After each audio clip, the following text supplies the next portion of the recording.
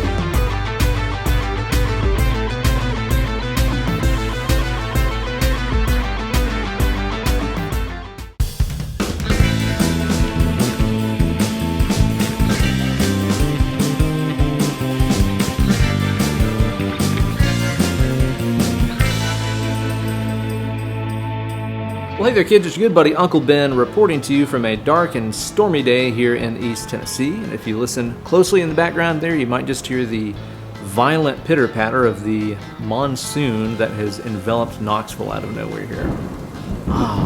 But there's nothing like a rainy day to keep you inside and force you to work on those things that you've been putting off for a while. And for you, that means mastering the little finger. In today's video, I'm going to show you guys the 4 patterns that you need to be practicing, and then later on I'll give you a few tips that you can do to get more control out of that little guy right away. As always, downloadable tabs, backing tracks, bonus lessons, and so much more are available to everybody who supports my channel over on patreon.com/BenEllerGuitars, the coolest place on the internet. Guaranteed.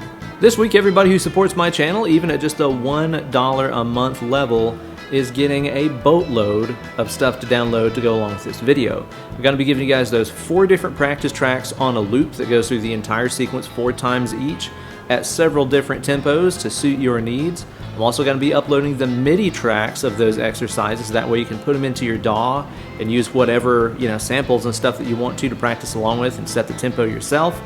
And I'm also going to be uploading guitar profiles for those of you guys who like to use that for your practice habits. All that stuff and more, and a community of awesome people just like yourselves are waiting for you over there on the Patreon page. So be sure to click the link in the video description below and sign up today. Thanks. And if it helps, your support is also going towards buying treats for our new little dude in the house here, Turkey. I mean, look at that guy.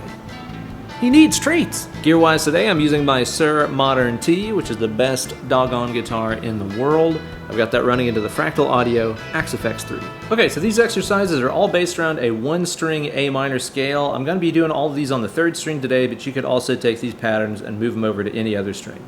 More on that later. Here's the basic scale pattern. We're going to start off here on the note A. A step above that we have B. A half step above that we have C. Step up for D, step up for E, half step to F, step up to G, step up to A, and then we're also going to repeat here in the high octave the same shape that we did in the low octave. So you're going to have A, B, and C again up there too.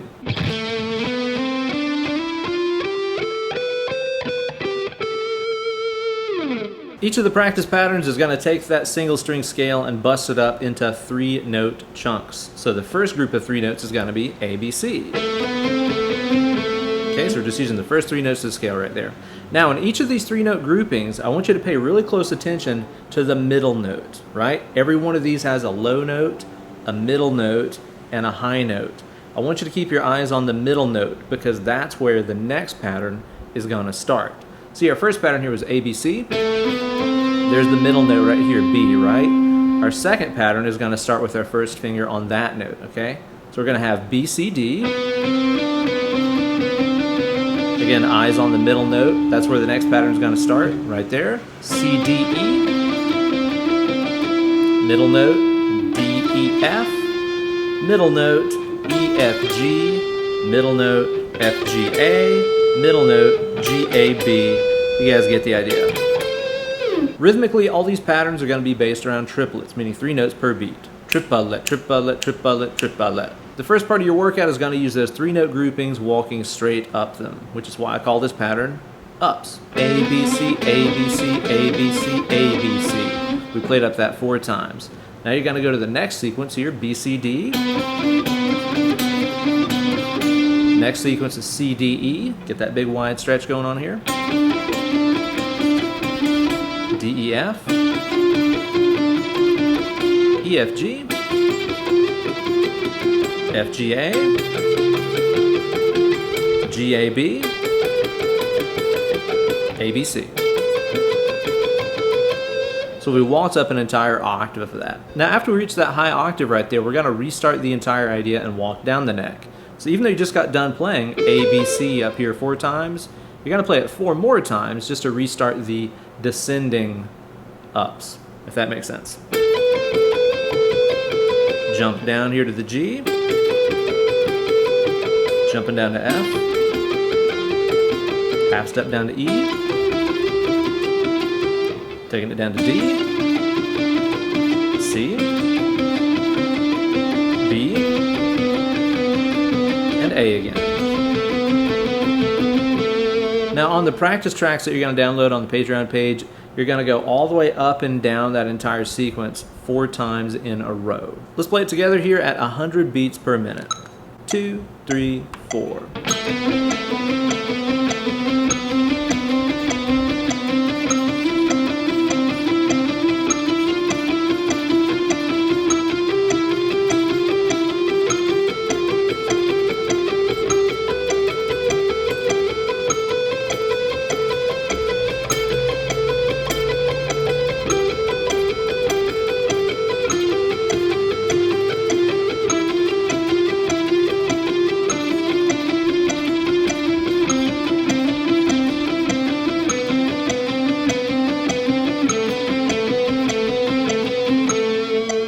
So obviously a really great simple workout that uses the little finger a lot. And I want you guys to know too that those fingering shapes that you use right there are extremely useful.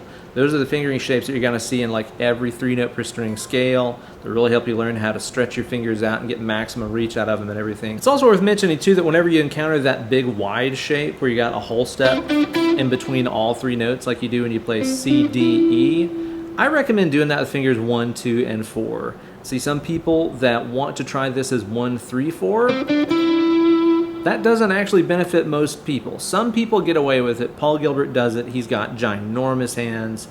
But for the majority of us, playing these stretches as 1, 3, 4 actually makes it harder on this guy because upwards in your arm, these 2 fingers like share a tendon and stuff. That's why you don't really have full independent movement of those 2. So whenever you make this guy, do the easy job and do this whole step, you're actually making it even harder on that guy. So I recommend trying to learn how to do the nice big, peace sign spread right there for those first 2 notes. Make it a little bit easier on that little finger whenever he's got to do his thing over here. For section 2 of your workout, take everything that you just did and Missy Elliott style, flip it and reverse it, because instead of walking up those 3-note chunks, we're going to be walking down them this time. Hence why I call this downs. Although it's worth mentioning that this is also a really great thing to do with legato as well. If you're the kind of player that really struggles with getting some strength out of your little finger, you could take all these ideas and just do 1 pick stroke and try to do the rest of it legato here. That'll really help you build up some strength. in the little finger. Maybe you could even alternate and do one section with picking, the next one legato. I don't know, there's a lot of variations you can try depending on what you're trying to get out of it. So our first grouping is ABC. We're just going to walk down that. So it's CBA. Jump up here and reach up to the 7th fret for that D note. Up to E. F. G. A. B, and C. So again, same pattern and stuff as before, we're just walking that way instead of this way with it. And just like before, when we hit that high octave, we're just gonna restart the entire thing and start walking our way down the neck. Let's run section 2 up and down here, once again at 100 BPM. 1, 2, 3, 4.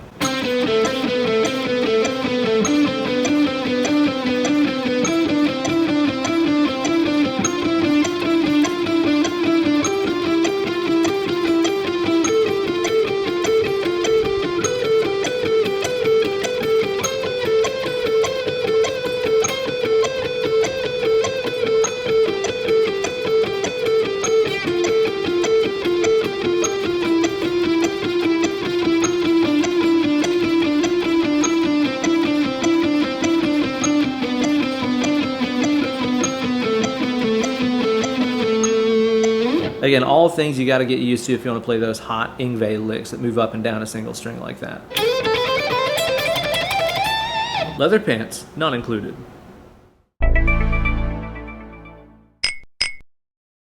And now it's time to change it up and go to pattern number 3, which is a 6-note grouping. It's a little bit more complex, and it features a lot of like side to side in the hand, where we're not just walking up or walking down the fingers. It has a little bit more of a randomized pattern. Check this one out.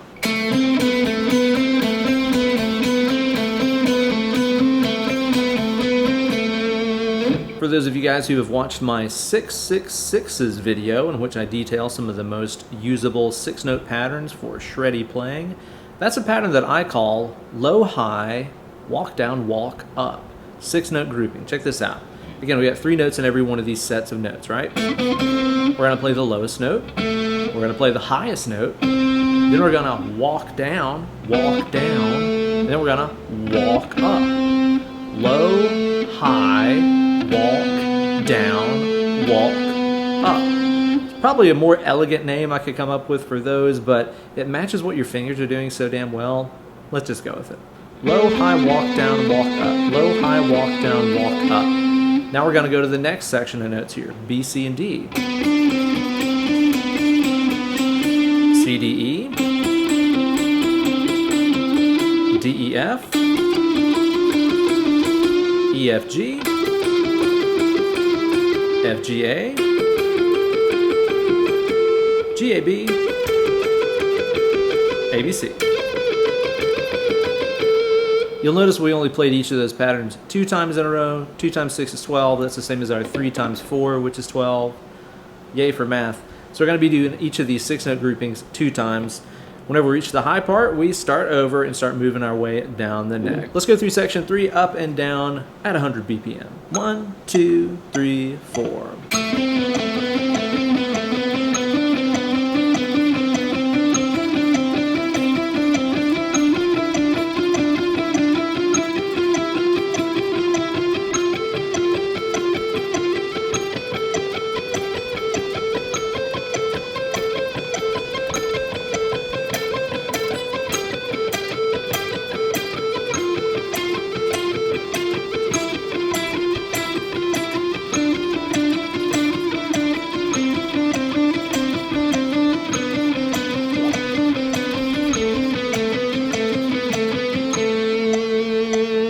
So the thing that I like about the low-high walk-down, walk-up pattern is that it forces you to go from this side of the hand to this side of the hand. And depending on how you have the left hand prepared, that's going to make or break this. Because if you're trying to play this with your fingers kind of like bunching up together like this, and trying to kind of like roll up and down the neck and really dive for those notes, it's not going to happen. You need to practice what I call finger spanning. Okay, spanning. This is probably something I picked up in like my classical guitar days. But the idea is that you should always have a little bit of space in between your fingers, you know? If your fingers are touching, you're not going to get the maximum reach out of it. If the fingers are touching, that means the wrist has to take over and make all these shifts happen. But if the fingers can span out like that right there, kind of your bear claw technique, you know, your fingers are already going to be closer to the notes that they need to play just because they're not touching. Sometimes I like to tell people to visualize like those little, you know, foam spacers that you put between your toenails if you're painting your toes or something like that. Just imagine you have those in between your fingers here, and that's keeping them from touching. And you're going to be able to make these stretches happen a lot more better just because you're spanning.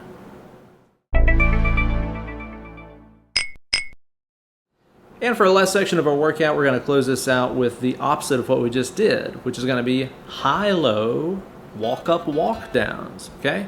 Again, 2 per, moving up the neck, moving down the neck. It's going to sound something like this. Highest note, lowest note, walk up, walk down. Okay? High, low, walk up, walk down. High, low, walk up, walk down. Same thing, next position.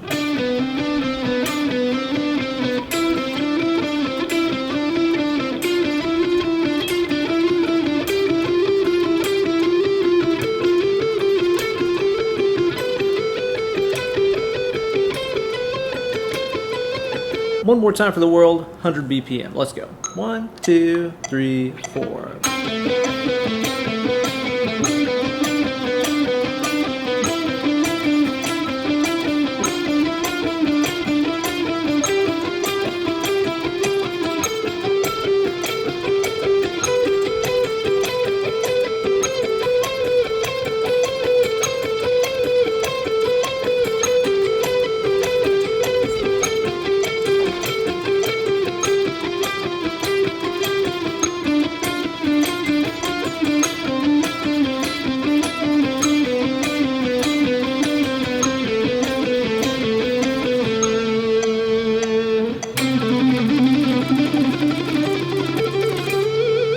Again, that's another favorite pattern of the Furious One himself, so definitely one worth practicing. Now, I know some of you guys might already be wondering about the role of the first finger in this pattern.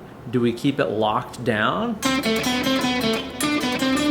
as we go through each of these, or do we let it on and off like this? Honestly, I'm gonna say that you can have success either way, and I know that for myself, I tend to do it both ways as well, kind of depending on the context. There is a certain value in just, you know, Ron Popeil style, setting and forgetting that finger, just letting it rest on its fret and do its thing while these other fingers jump on and off. It's kind of like one less thing to think about, so if it benefits you to do it that way, I say go for it. But I'm gonna say there's also a benefit that you get if you don't lock that finger down and instead kind of choose to set it down when it's time to play that note. I'm not gonna say taking it on and off, because that makes you think that I'm doing this, you know, really taking it on and off the neck. That's not the case, because it's really more like I'm pushing that finger down when I need that note, and when I don't need that note, I'm just relaxing the finger. I've talked oftentimes on my channel about that full and empty concept that I use whenever I'm doing fingering stuff like this. It's not holding it down or taking it off. It's either the finger is full of energy and pressing, or it's empty of energy and it's not pressing. Not pressing doesn't mean off, you know what I mean? You stay close to the note and you mute the string nicely whenever you just loosen that finger instead of remove it. Anyway, what I'm kind of getting at here is whenever you play these figures with your first finger kind of filling and emptying like what I'm talking about,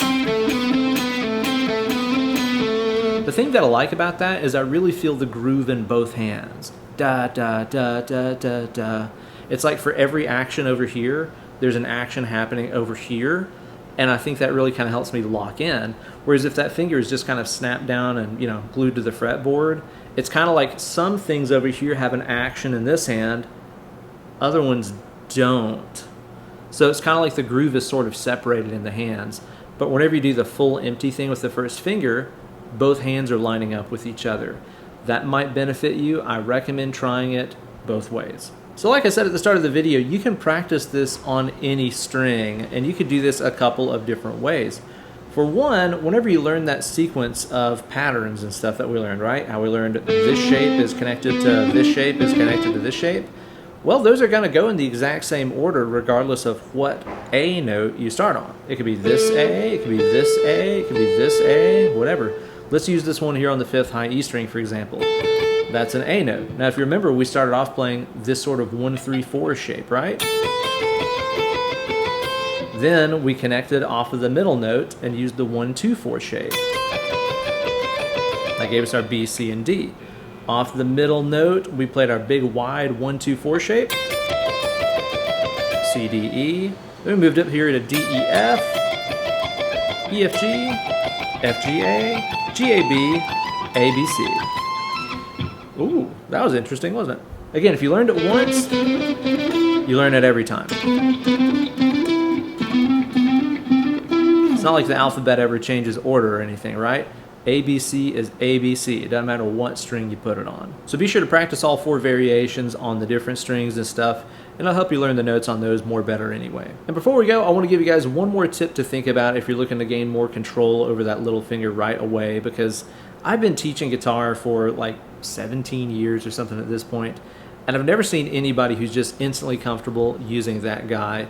But there's a few little things you got to take into consideration if you want to improve your technique with your 4th finger. One thing that you got to understand is that the more bent that finger is, the more spazzy it gets, okay? Now, I think that most of us try to play as much as we can on our finger tips of our first 3 fingers, right? It's kind of good proper technique, especially for playing chords and stuff like that. But whenever we're doing scalar playing, if we're really trying to play on the tip of that little finger, it means we've got to bend it pretty extremely. And just as an experiment, you can just take your little finger and bend it like you would if you're trying to really play on the fingertip like that, and try to do anything. Like, I don't know about you guys, but mine is just super spazzy. Like, I can't really do anything with it. So the less bent it is, the more fine control you have over it. And most of the time whenever I'm playing these figures, or like soloing or anything like that, you can see the string here. I'm going to kind of press it down so you can see it better here. The string is more hitting my little finger right here rather than on the tip. It's a little bit more on the face of the finger. I just get more control out of it that way than I do whenever I'm trying to play on the fingertip. That's when things get really spazzy and your little finger starts, like, you know, moving away from the neck a lot and stuff. So simply moving your point of focus from here to here will help you with that whenever you're playing scalar lines. That's not going to help you if you're playing chords, because if you're trying to play chords like that and playing on the face of the little finger, you're going to end up like choking out strings that you don't want to. So ignore what I just said if you're playing chords. But whenever you're playing scalar figures, the other big benefit that you get out of using the face of the little finger is that it kind of acts as this sort of front line muting, because if I'm playing kind of on the face of that little finger, it's also kind of draping across the 6 strings that are above it, you know?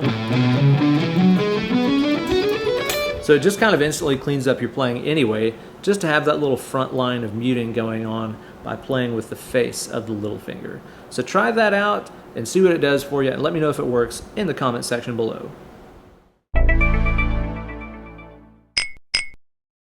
So there you go, guys, the 4-part workout routine that you need to master this guy. If you practice that workout every day for about 10 minutes or so, I guarantee in a week you're going to be seeing some results and getting more control over that 4th finger. 4th finger. And don't forget, the practice tracks at various tempos, the MIDI files, the guitar profiles, everything that you need to make this workout a part of your daily routine is available over on my Patreon page, even for just $1 a month. So don't delay, sign up today. Thanks for liking this video and subscribing. Be sure to ring the bell for notifications every time I upload a new slice of fried gold. But for now, it's time to get away from the computer and go play some guitar. Less clicking, more picking. It's turkey time.